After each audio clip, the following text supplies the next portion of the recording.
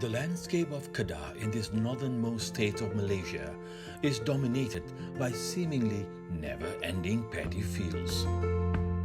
Kedah is known as the rice bowl of Malaysia, producing more than 40% of the country's rice output. There are more than 100,000 hectares of paddy fields in Kedah. This century-old canal, built in 1885, known as Terusan Wan Mat Saman, is the lifeline of Kedah's paddy fields. It was inspired by the canals in Bangkok and took more than 11 years to build. These canals provided the much-needed water supply to paddy fields in remote villages. Last year, Kedah produced about 1.2 million metric tons of rice out of the 1.8 million produced by Malaysia. But Malaysia still needs to import at least 30% as its production output could not meet local demand. Younger generation paddy farmers like 36-year-old Farid Muhammad are being trained and given financial assistance in adapting modern technology to increase production.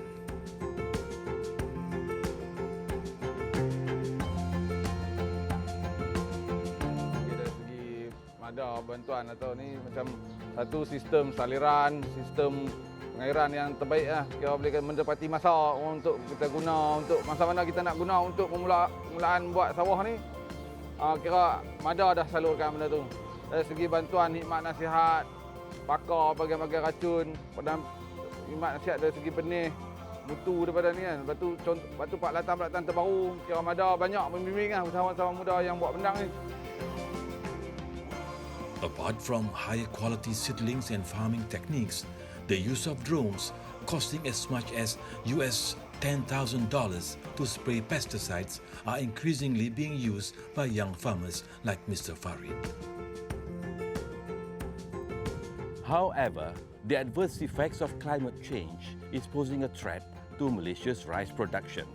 In recent years, natural disasters such as flood, prolonged dry spells, as well as shifting rainy seasons and rising sea level have caused problems.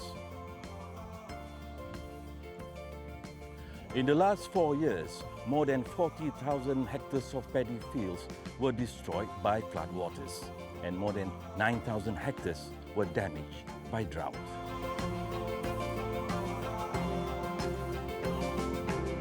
The Malaysian government has recently set aside more than $300 million in financial incentives to help paddy farmers like Mr. Farid overcome the uncertainties of global climate change threatening their livelihoods.